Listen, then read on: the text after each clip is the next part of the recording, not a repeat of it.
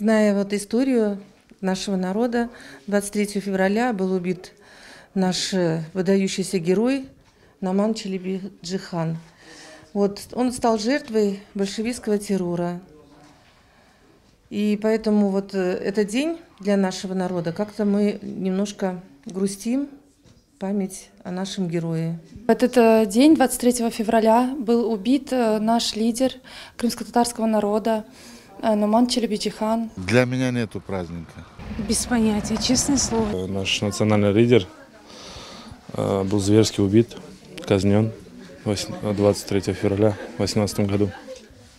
Поэтому трагическая дата для нашего народа.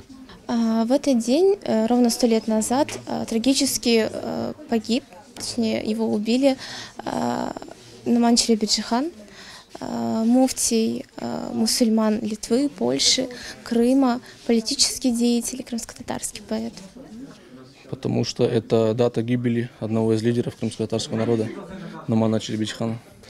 Aslında fevralin 23'ünde bu facia olmasa bile bu aynı yılın sade bir gün olur idi.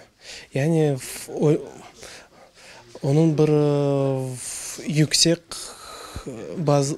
bazı medeniyetlerde, mesela Sovyetler, Şuralar medeniyetinde bu günün belli bir kıymeti var. Bence Kırım Tatarlar için bu kıymet tapılmaz bunda. Bu birinciden, yani facia olmasaydı bu sade bir gün, sıfır. Emniyette sıfır idi. Şimdi ise Челеби-Джихана bağlı bizim arzularımız, fikirlerimiz, hareketlerimiz, ынтылууларımız var idi.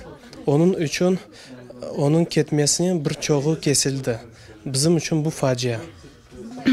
Потому что мы потеряли великого человека, таких людей всегда мало в каждом народе.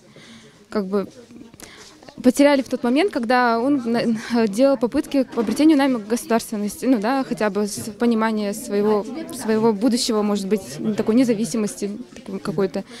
Вот.